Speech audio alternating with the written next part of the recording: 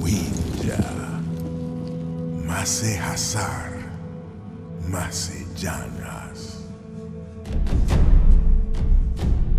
Palu Mansepa, Winja Duashala.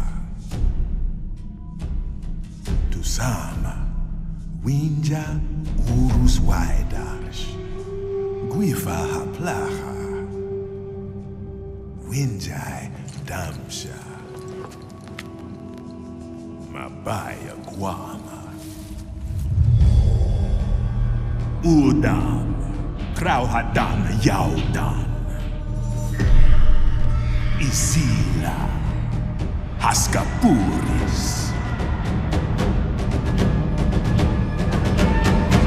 Winjan Hirakwasbara Nu Laukas Guama. Yo, what's up guys, Gamerverse back again here to do another review for you guys. We'll be reviewing quite an old game. Today we are taking a look at Far Cry Primal. We're reviewing Far Cry Primal, and as you guys know, this game did release in 2016.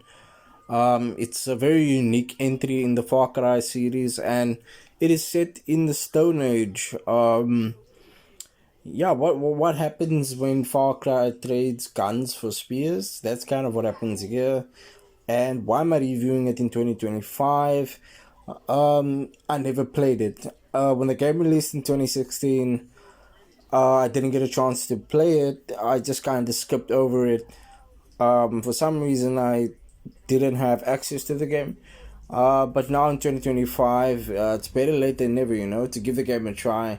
And then, of course, review the game for you guys. For those of you who've never played the game and you're thinking about playing the game, this video is for you. So yeah, let's talk about it. Let's talk Far Cry Primal. Let's talk gameplay first. Let's talk about the gameplay. The core gameplay of this game involves hunting. You gotta hunt to stay alive. You gotta kill wild animals to stay alive. Cook the wild animals and eat them. And there's also crafting. You gotta craft your arrows, your spears, craft your villages, things like that. Taming beasts. You can tame wolves, tame tigers. You can ride on these tigers, and of course there's also territory control, where you have to control your territory from these people that wants to take you down, called the Udun or something. And you got to take them down, of course, and control your territory and expand as well. There's a lot of weapon variety as well. There are clubs, spears, bows. How does this primitive setting affect the combat? It is a little bit different, but it's quite similar to some other Far Cry games, like Far Cry 3, quite similar to that. There's no guns, of course, but you get your spears, you can use your bow and arrows. The enemies get more and more stronger as you go forward in the game. And then there's also, like I mentioned, the taming system, where you tame the beasts that you want to keep, and you can use those beasts to fight in combat, which is really cool. I thought that was a really cool feature. And then there's crafting as well. There's survival mechanics, and it's very in depth when it comes to the survival mechanics, because you got to figure out how to survive properly with your health meter, and figure out how to expand your village. So yeah, that's the gameplay. That's basically the gameplay. Yeah, there are some things that's gonna get repetitive, but there is still quite a lot of depth to these gameplay mechanics. Yeah, next let's talk world and exploration. Let's talk about the map design a little bit. It's kind of like a reskinned Far Cry map. It's still a little bit noticeable after all these years. It's called Oros, whatever, Oros.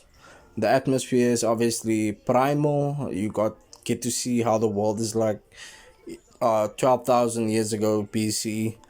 Atmosphere is different. The environmental storytelling is there. You've got wildlife variety. very different animals in the wild that you get to see and of course tame. There's side missions as well, and some of them are engaging, where a lot of them are just like filler, and you can skip them if you want to, of course. So yeah, the world is quite decent. I wouldn't say it's great, but it's decent. It's decent. Yeah, next let's talk a bit about the graphics. Give you guys like a 2025 perspective. I didn't play the game when it came out, like I told you guys, and in my opinion, the graphics isn't that bad. It's not great. Like there's a lot of scenes in the game where you can see it's not great, and you can see it's a 2016 game. But it holds well on modern hardware. Like I played it on PC. Texture quality isn't that bad. Lighting is actually good. Lighting looked really good in some parts of the map, and in some cutscenes the animations are not that bad. But if you do want the game to look better, there are like a couple of graphics mods that you can install if you want to patch the game and definitely enhance the visuals a little bit more, just to change the vanilla textures of the game. So yeah, that's graphics and visuals. Next, let's talk about the story and the characters. You play as a guy called Takar, Takkar, and he's the protagonist. And he's not bland, but he's quite memorable.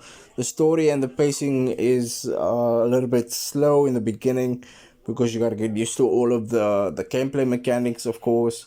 And there's villains, there's tribe leaders that you gotta take down in the story. That's compelling enough to play the game.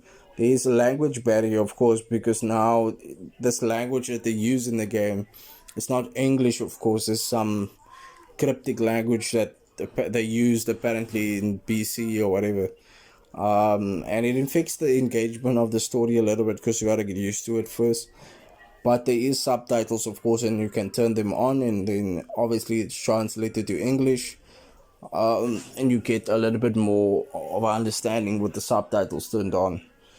Yeah, so you got villains that you need to take down, tribal leaders, and of course you rise to power in the game, and you do get what you want at the end of the game. Next, let's talk about the performance a little bit. How does it run on modern PCs? The frame rate, it actually ran really good. Like I got like 70 frames per second playing it on my PC. There weren't any bugs. There was actually one bug. If you're playing with controller, with a gamepad, and you don't want to play with the keyboard, there is a little bit of problem with the Bluetooth connection. So you're gonna have to play with a wired controller all the time. And if you do minimize the game and you want to come back, the controller doesn't pick up immediately, so you got to exit the game, quit to desktop, and then use your controller plugged in. So don't minimize the game when you're playing it, because if you do that, your controller is not going to pick up. And the stability in 2025 is actually good. Like I said, I was getting 70 frames per second, and it ran really good. No bugs, no glitches, just the controller thing that I mentioned. But yeah, you can play with keyboard and mouse as well if you want to do that. Yeah, so let's just talk final verdict. Is the game worth playing in 2025? Who would enjoy it? And of course, is it worth on sale? Depending. If you're on PC, you can get the game for free on Xbox Game Pass for PC. You can also buy it on Steam if you want to, and it should be very cheap. The game is like 8 years old already, and it's on Ubisoft Plus as well. Very nostalgic for people who've played it before. Maybe you want to jump back into it. I'll show you enjoy the new perspective that we have into N25. My perspective. Yeah, so I am actually giving this game a final score, and I think my final score for this game is a 6 out of 10. 6 out of 10 for Far Cry Primal. That is my solid score. Yeah, so that is the end of this video, guys. Thank you so much for watching this review. Did you play Far Cry Primal back in the day? Would you like to play it now? Let me know. Let me know in the comments. Please like, comment, and subscribe to my channel. I drop videos like this every week. And thank you so much for watching. I've been Gamerverse, and I'll see you guys in another video.